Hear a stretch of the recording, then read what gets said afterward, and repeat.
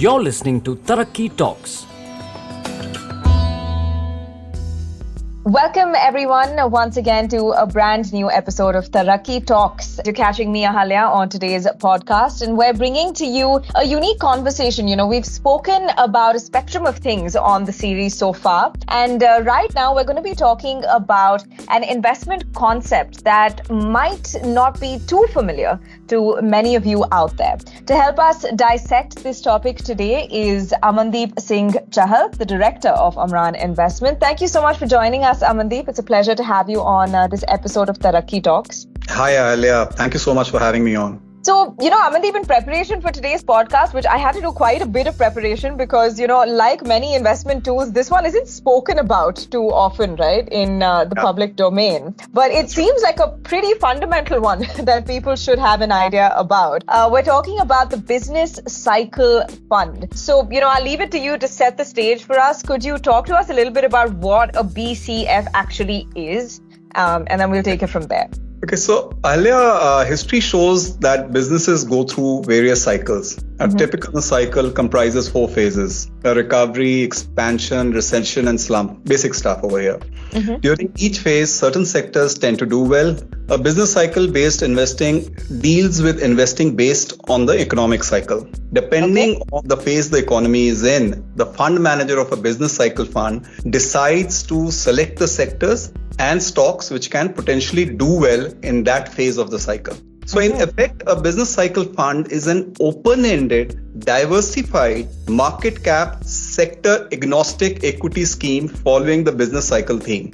So there are no limitations as to where the fund can invest. Right. Such a fund really tends to have a top-down approach when it comes to identifying the business cycle. Once the phase of the cycle is identified, the next step is to recognize the sectors or themes benefiting in that particular phase. And finally, investments are made in the best companies in these sectors so as to maximize profits for the investors. This is really interesting, actually, Amandeep, because, on our podcast series so far, we've definitely spoken about tools that investors on the other side, right, can make use of. But this seems like something that's very important for investment houses to keep an eye on, as well as, wealth managers themselves, right? Can you elaborate on those various business cycle phases? While an investor should pay attention to this, I think this is the kind of theme that cuts across segments, right? So what are the different features of each business cycle that you said were, the kind of basics? So, for investment purpose, a business cycle takes into consideration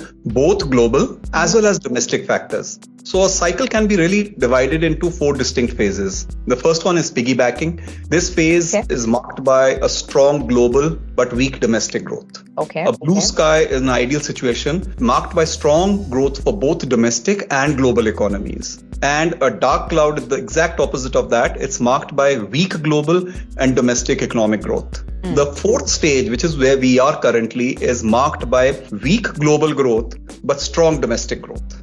Right. Okay. Yes. We are currently in this business cycle. I think everyone listening to the podcast probably resonates with that, especially given at least the past 2 years in India's economy. So does this fund take into account the impact that each business cycle has on businesses across sectors, or does it just focus on the cycle itself? No. Yes, of course. This fund looks at how each sector will be affected in a particular phase of the business cycle. Basis this understanding, the fund manager will decide on the sectors and the stocks to invest into. Okay, so then to take that, the logical step further, Amandeep, what are the major differences in the way that different businesses react to business cycles? I think this is important to explore simply because it determines which sectors, investments are made in, right? Yeah, absolutely right. And this is the interesting part. So when it comes to the recovery and the growth phase of the economy, the sectors which stand to benefit typically include consumer discretionary, real estate, metals, and financials. During times of a recession and slump, defensive such as technology, utilities, pharma, and consumer staples tend to be the sectors of choice. Okay, that is interesting. And like I said, the kind of theme that cuts across segments, both for investors as well as for advisors. So how can a business cycle fund, I think, again, this is something we brought up on the series before, is risk, right? Everyone's always looking to mitigate risk. So how does this fund protect investors from, unpredictable macroeconomic changes? Again, very relevant to the time that we're living in right now. I think that's a very interesting question. Given that the macros are the basis of taking an investment decision, most often such funds tend to be ahead in reading a changing in the economic cycle. Okay. So hence such type of funds tend to be very nimble in terms of portfolio allocation and is not constrained by market cap or sectors. Depending on the macroeconomic change, the fund repositions itself very fast. Okay, so that's good to know. I think agility in a fund is also always very helpful. Yeah. And what is the investment process like, Amandeep, in a fund like this? Could you elaborate on that for us? Okay, the starting step in such a fund is to identify the macro indicators both at the domestic and global level, such that the current phase of an economic cycle is determined. Basis this understanding, suitable themes or sectors where investments can be made is decided. Post this, fundamentally sound companies operating in each of these sectors are identified and investments are carried out post the requisite approvals. Okay, all right. And finally, very swiftly and expertly, thanks to you, we've reached the end of this podcast today. But to ask you one last question, Amandeep, because I'm sure this will inform a lot of investor decisions as well. What is the investment strategy behind a fund like this? Okay, so this is a pure top-down approach-based fund, which is both opportunistic and nimble in sector, theme, market cap allocation.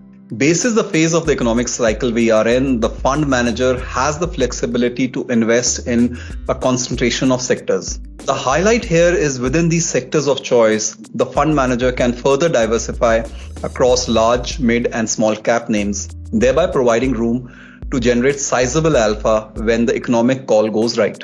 Interesting. So it's kind of, preparing, right, for different periods of time. That's fantastic. And I think an important strategy to have in one's portfolio. Thank you so much, Amandeep, for being our gateway into this awesome conversation. It's been great talking to you today. Thank you for being with us on Tarakki Talks. Welcome, and thank you for having me over. You were listening to Tarakki Talks.